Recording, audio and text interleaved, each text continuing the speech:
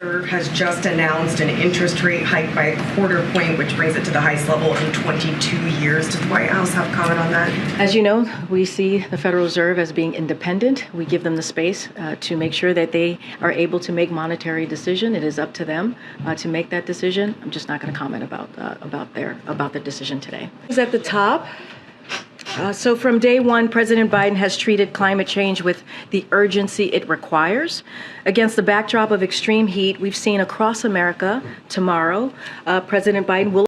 Sure. I wanted to follow up on your comments yesterday about Commander. You shared a statement that said the Bidens have been working with Secret Service and the resident staff on unleashing protocols. You talked about how the Secret Service has treated these fighting incidents as workplace incidents. The statement went on to say that the President and First Lady are grateful to the Secret Service and the staff for keeping the families safe. But what we didn't hear yesterday was any statement of contrition or an apology or, that they're mortified or regret that Commander has been behaving like this.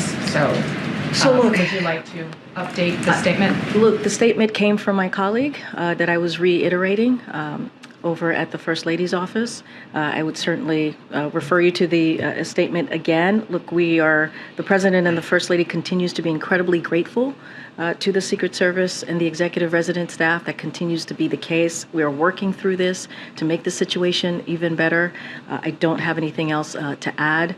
As I mentioned yesterday at the top, being here on this complex, this White House complex, is incredibly unique and can be stressful situations for family pets. Give us an update when it comes to East Palestine. The president has said that he would go.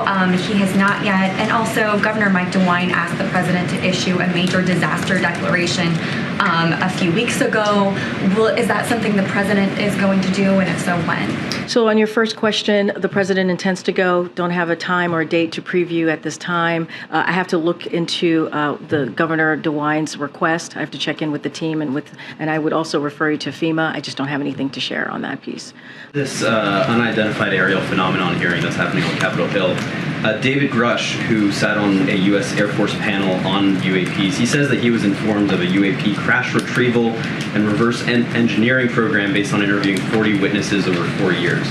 Does such a program exist, and do you believe that the American people deserve to know if it does? I have no information on that to provide for you today, one way or the other. I think testament to the fact that we know that in some cases these phenomena have impacted military training, have then impacted military readiness. But this hearing today does seem to have brought this issue to kind of a new level of public consciousness.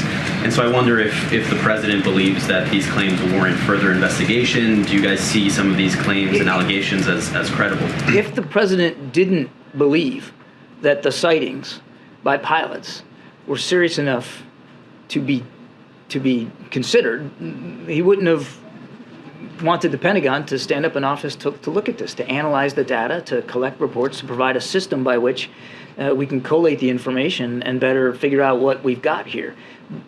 But that work's ongoing. So if your question is, do we think we need to be transparent with the American people? Of course we need to be as transparent as we can be. But the truth is, Jeremy, we don't have hard and fast answers on these things.